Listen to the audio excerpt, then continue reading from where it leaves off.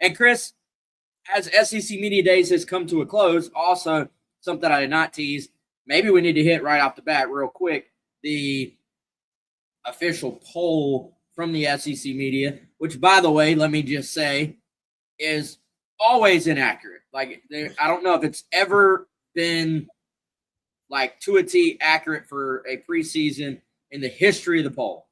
It means absolutely nothing. It's never been right.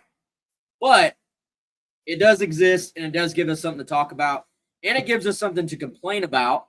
I don't even care about the media poll in terms of the teams. It is what it is. South Carolina was picked 11th, which, if you listen to the radio show today, one of Tyler Head's buy or sell questions for us was, will South Carolina be in the top half or the bottom half of the media's projections, buy or sell? Chris, I think you sold as well, right? I did. I thought that was honestly a pretty easy sell. Like, there's not a lot of hype for this South Carolina team from an SEC standpoint right now. And you know what? Frankly, why should there be? 4-win season last year. The SEC media, these guys all have for the most part, local schools they're covering. It's just like if you ask me to tell somebody about the Missouri roster. Okay. I don't know anything about Missouri roster. So right. if you ask, especially if you ask another SEC writer who writes for a program that does not play South Carolina this year, they're not going to be able to tell you anything. And there's 40 new players. So everybody goes off of what happened last year. They see, yeah, South Carolina's got some superstars back. They won 4 games last year. I'm going to, frankly, them being 11th, I mean, this is a deep league, dude. Like, you could be, I don't know about 11th, but you could be 8th and be a pretty good football team. You know what I'm saying? Like, it really could come down to your schedule and who you had to play that year between 8th or like 4th or 5th. So, 11th really did not surprise me. I would say this, putting Florida ahead of South Carolina with a brand new coach, some uncertainty at quarterback, that feels, and I'm going to say it feels disrespectful, even though it's not like one guy or girl is putting together these lists. It's a compilation, right? So, but that does feel a little bit disrespectful. Okay, what has Florida done for you to think they should be higher than South Carolina at this point? And, but that's kind of where I am, Chris. Like, this is some somewhat good. I don't even know if it's good. This is some decent offseason fodder for conversation. Not sure it really matters remotely at all.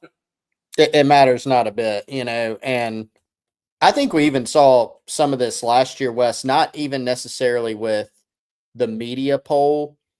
We saw it kind of with the preseason rankings where, frankly, some Gamecock fans were like, we probably should be ranked higher, and what was South Carolina, 11, 13? On the other side, a lot of people were sitting around, and I think I was in this category like, that's a little high. Certainly didn't think South Carolina would be 4 and 8, right? But I think a couple of things in play. Number one, you've probably more than 2 things. You've got that local kind of factor that you're talking about, where if you ask me, Missouri's a great example. Where do you slot Missouri? Dude, I don't know. I don't know if they're 7. I don't know if they're 12. I don't know if they're 14. I don't know enough about the roster. These things are hard enough to predict, even when you didn't used to have all of this roster turnover and all of this parity, frankly, in the league that you have year in and year out. I think, yes, a lot of it is looking back at, hey, this team did this last year. That's why they won't be very good this year. We saw this in South Carolina after the 2023 season. They were 5-7. They lost their 2 best players in Spencer Rattler and Xavier Legette. People said, they won't be very good. They're not going to be ranked preseason. They're not going to be picked high in the league. That team ended up being on the cusp of the college football playoff. And I think you pointed out during the radio show, Wes, that was still good for 6th in the league. So to your point, you can be 6th in the league, you can be 8th in the league, and still be a pretty darn good team. And then, but on the other hand, you've got what you just mentioned with Florida. Like, yes, I think we all recognize Florida underachieved, which is why Billy Napier is no longer there and John Sumrall is now their head coach. They've got a good bit of talent on that team, which is, I think, one reason why we've been talking about Florida this offseason, and that, hey, this is probably a difficult game for the Gamecocks. They got to go on the road to the Swamp. Yes, they're playing a team with a first-year head coach. You're also playing a team that has always had talent. Even when Florida has not been a good program, you never look at them and go, man, they're just totally talent deficient. There's just not a roster. That hasn't been as much the issue there. So all in all, this is not something to get, and I don't think fans are super worked up about it. If it were the opposite, if South Carolina had gone 9-3 last year and then they're ranked 11th this year, you would see a lot more people upset about the disrespect or whatnot. I think most people, most fans understand you didn't do a lot last year. There's certainly confidence in the building. I think even fans have gained some confidence that this could be a bounce back year. It's not going to be reflected in the poll, and that's fine. It doesn't really matter at the end of the day where you're ranked preseason, where the media ranks you, how many guys make all SEC preseason. What matters is how many guys are making all SEC after the season and where you ranked after the season. Those are the metrics that actually matter. Yeah, and I do feel like there are fans who are pretty reactive to some of this stuff. A lot of it last year, you saw a few people who didn't have South Carolina in the top 25 preseason just get hammered on social media about it. And then, I think this year you actually see some people, if there's something positive out there about South Carolina, will hammer somebody talking about, well, what about last season makes you think that it's going to be different this season? And it's like, well, you do go play the games, right? Like, to me, there is a huge difference between going into a season and you're just going, man, on paper, I just do not see it. I do not see a path. You know what I'm saying? There are some years where you're going, if this team is successful, whatever your version of successful is, it would be a massive surprise to a lot of people. And then there are other seasons you may go into and you go, yeah, okay, I get it. It was 4 wins last year, but I can see a path. Like, it was close enough last year.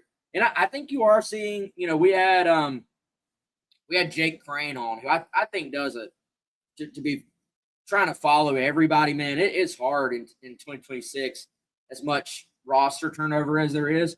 And, I think Jake does a good job. When he says stuff, I listen. And when Jake says, look, man, like, this team is not that far off.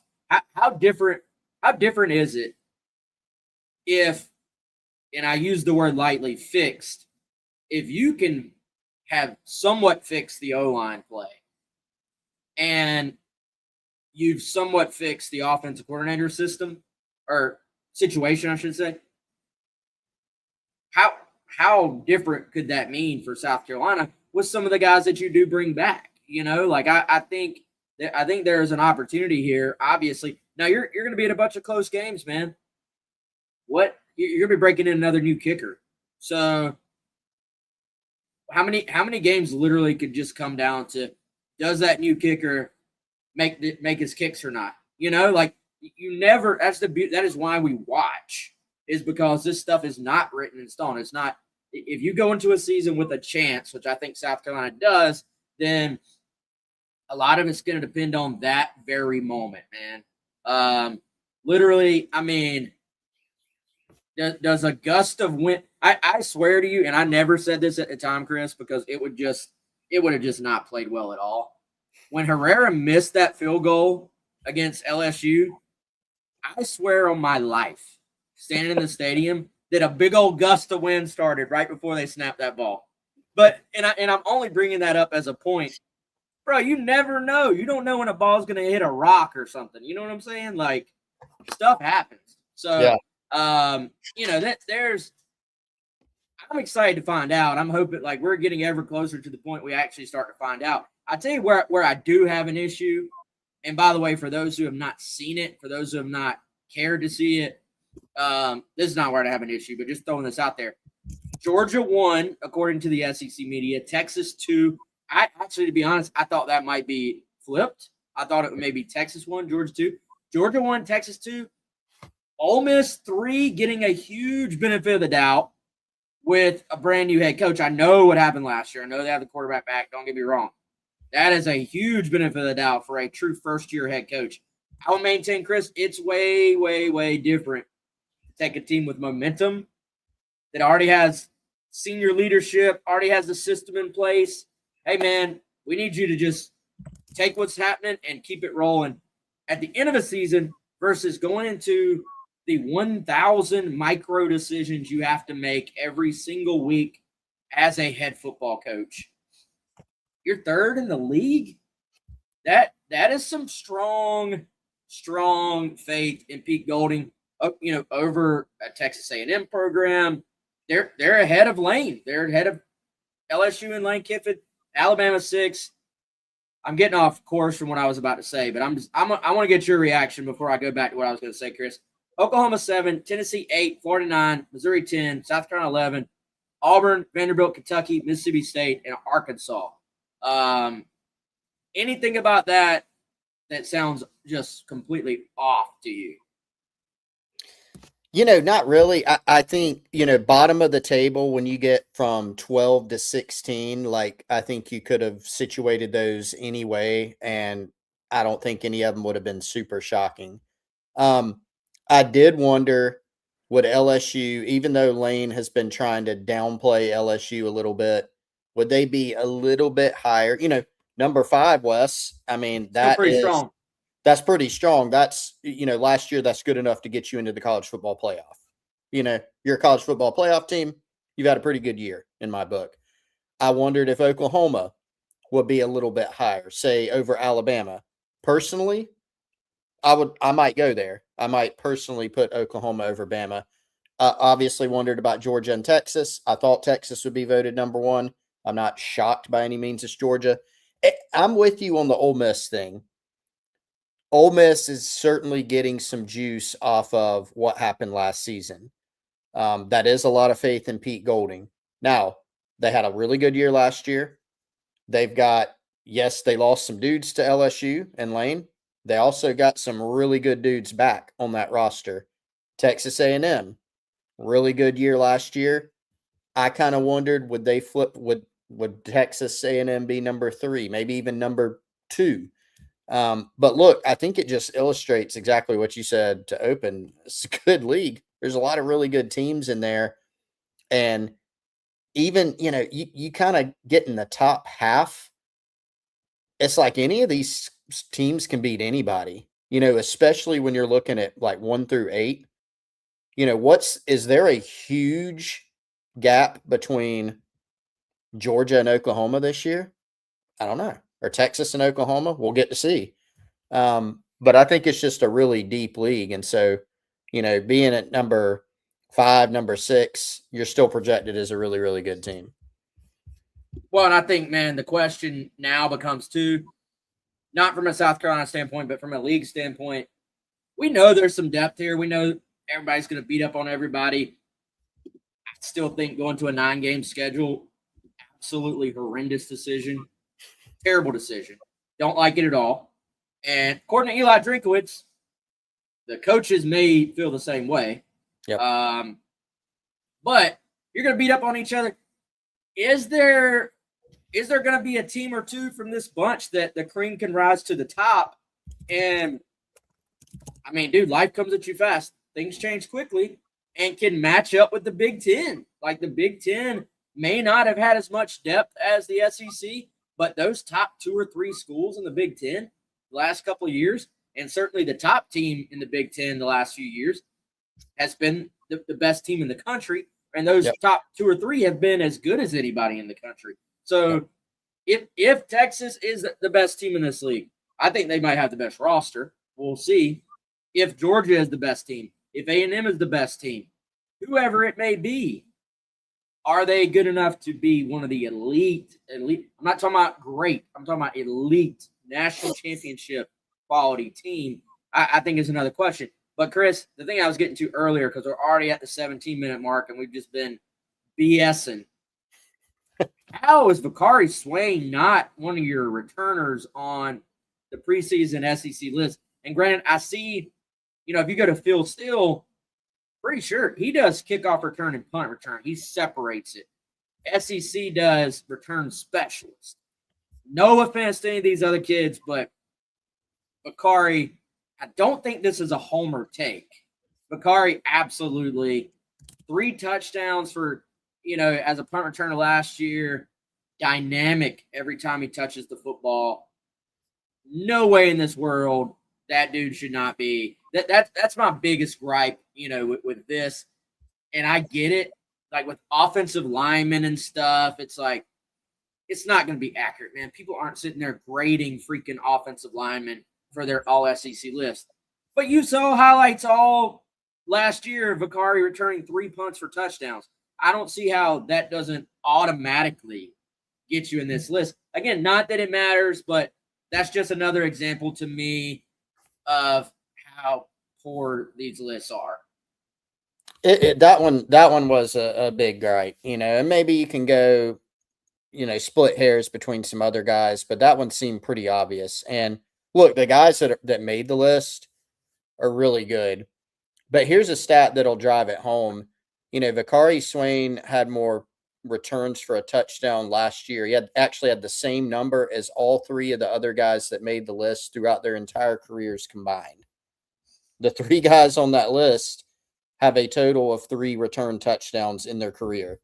Now, Ryan Niblett, who, if you had told me, Wes, Ryan Niblett from Niblett's good. is the guy. Like, he's first team. I'm like, okay, I get it. He had 2 returns for a touchdown last year. Isaiah Sategna, who started at Arkansas and was at Oklahoma last year, he has a punt return touchdown in his career. It was in 2023 at Arkansas. He also returned some kicks in 2023 at Arkansas. Last year, according to the game log I'm looking at, he didn't have kick returns. He just had punt returns. And then you go to Vernell Brown at Florida, also a player I really like. I think he's really good.